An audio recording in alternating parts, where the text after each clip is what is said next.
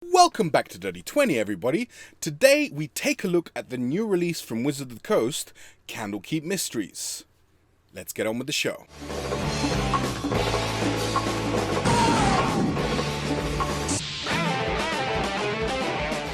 Candlekeep Mysteries is an anthology of 17 adventures for characters of differing levels, but we'll get to that. Let's take a quick look at the book and give our first impressions.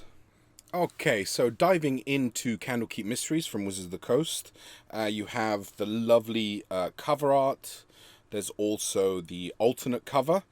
I tend to buy what I call kind of the original ones, just so that all my books are kind of the same ilk, and in the same style. But yeah, once again, the artwork in this book is absolutely fantastic.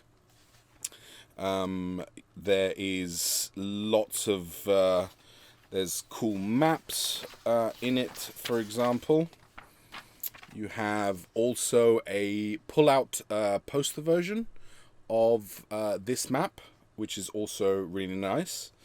They're sticking with their kind of simple map layouts. They're not really doing kind of intricate combat maps and things like that, because I think most people like to use their own. But so looking at the contents page, here you can see that you have the 17 different adventures, right? Starting with Candlekeep and finishing with Xanthoria. And you can see they're kind of like nice and short. And that's the one thing that I will say about this that gets me excited. Kind of like the Yawning Portal did. But the Yawning Portal adventures are like long. These are really quite nice and short. Right? You know, it has the usual layout with the boxes for you to read. It has, as I mentioned before, maps, also NPCs, monsters, everything you kind of need to run it, including, you know, maps with the different areas that people can explore. And again, what I really like about it is that it's very self-contained in, you know, just over 10 pages, which I think has always been one of my kind of pet peeves about a lot of the books, is that there's so much and you have to read so far ahead to understand kind of what's going on. But these are self-contained and therefore something that you can just kind of plug into your campaign if you want like a side quest or something like that. Or you can use this as a sort of center for your campaign, right? So the very first adventure is titled Candlekeep, and it explains this place. And I'm sure I'm going to do a more in-depth video about Candlekeep in our Locations of the Forgotten Realms, which you know, some of my favorite videos. But this gives you kind of the intro to the place, the home base almost, this famous Candlekeep, and their library. And I think that, like with Tales of the Yawning Portal, where you can just kind of plug and play, I gotta say I wasn't crazy about this. So kind of a bit of a misprint. But I'm one of those people that just, like, I don't really care that much, so I'm not going to try and get a replacement.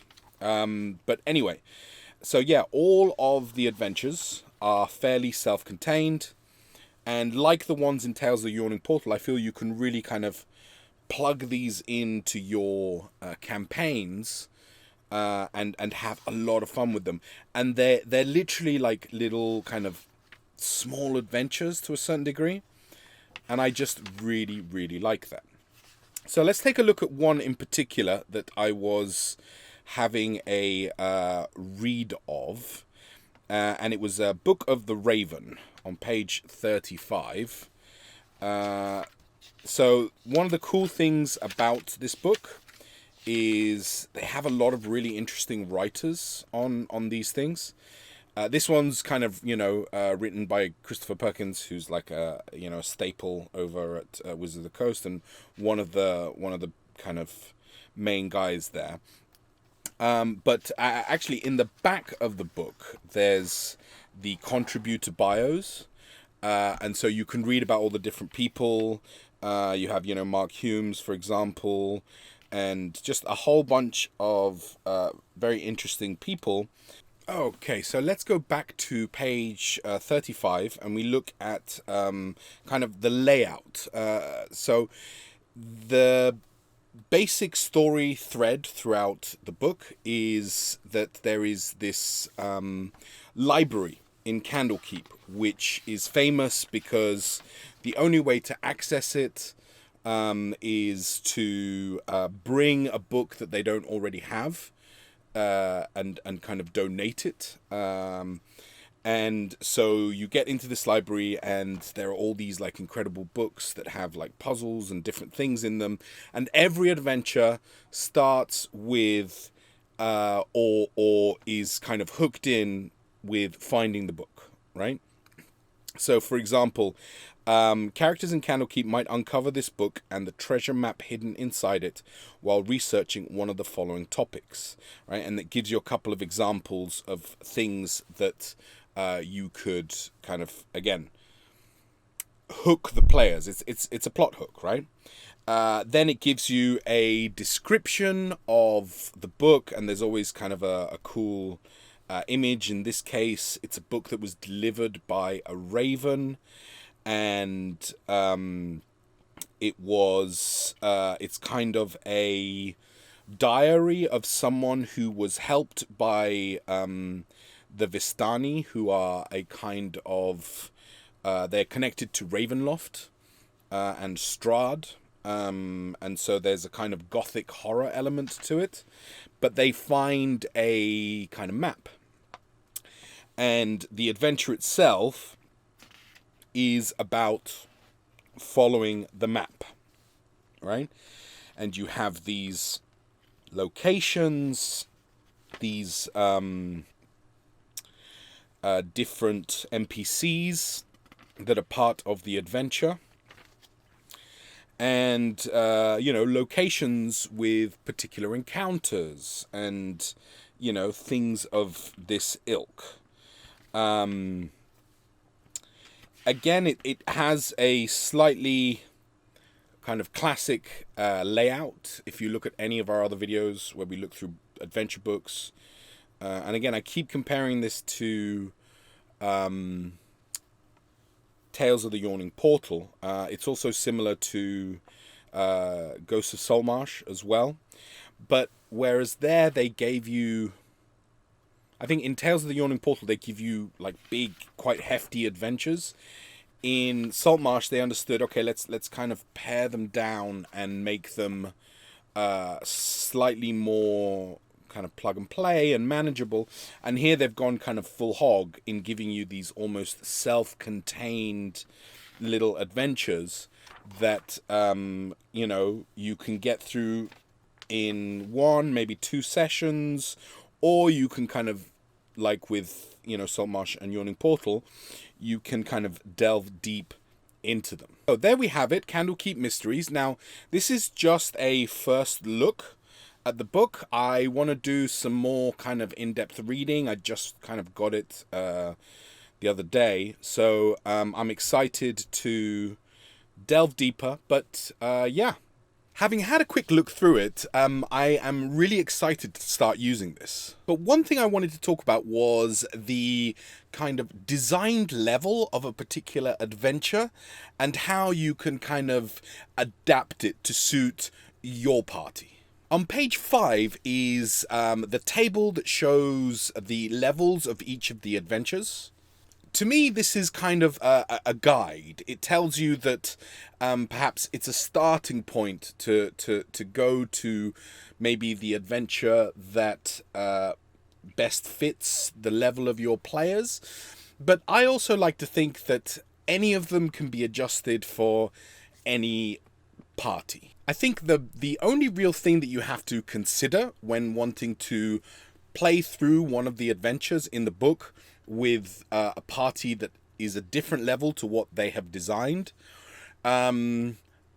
is adjusting the monsters.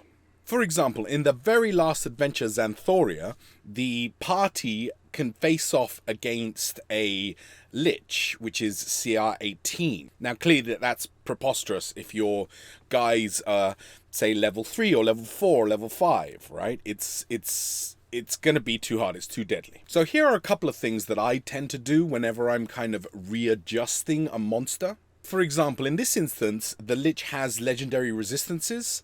I might kind of not use those, right? Like for a level 5, for a level 6 monk, for example, where they have the stunning strike, if you pull that off and a monster is like, you know what, I failed, but I'm going to use one of my legendary resistances, I think that A, that's probably one of your biggest moves, and B, this is one of the things that can tip the balance, you know, in favor of the lich. In the same breath, then, you can talk about the legendary actions. I tend to like these for single monsters because it just means that it's almost like they have an equal number of monsters on the field. Even then, it's not the same, right? Because tactically, how you position yourself in a combat encounter has a big bearing on it. But legendary actions basically allow you to have a turn every time the heroes have a turn. Another go-to for me is to look at the AC or the HP and adjust what I think is possible. So, for example, this lich has an AC of 20. You know, I might bring it down to 18, for example, and to help nerf it a little bit. Same with the hit points, and in fact, the hit points is something that I think you can adjust on the fly. If a combat encounter is dragging, because this creature that they're fighting is basically just impossible to hit, or is a just bag of hit points, then the combat kind of loses what's cool about combat. It gets boring, right? So that's definitely one thing that I adjust even on the fly. I think the point is that there's a lot you can do, even straight up replacing monsters in an adventure to something that is kind of more at the level that your PCs are at. And there's lots of ways to kind of nerf what's already there if it's central to the narrative structure, you know? I think as long as it remains challenging for the players and there is the peril of your characters dying. Don't forget, in 5e, it's quite hard for your characters to die. I think that adjusting a high-level adventure to a lower-level party, I think, is maybe even easier than adjusting a low-level one to a high-level party. But perhaps that way around can be quite fun, because you can just throw crazy things at it. So there we have it. Thank you so much for watching today. Hope you enjoyed the video. Please like, subscribe, and share this with your friends. And let us know what you would like us to cover in future videos about Candlekeep Mysteries. I think this is going to be a really great book, and I'm looking forward to diving deeper into it. So let us know your thoughts, and as always, keep slaying.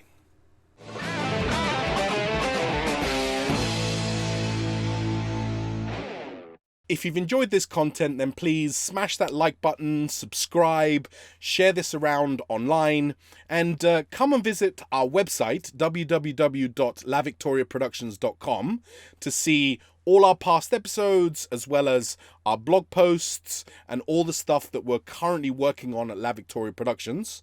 Why not reach out to us and tell us what you think of our videos? You can reach us on Twitter. @MouthLaVictoria is our producer. We are also on Instagram. I am EnanoLVP. and our producer is Jazzy J. Cherot. We're also La Victoria Productions on Facebook and LinkedIn. Come on by and let us know what you think.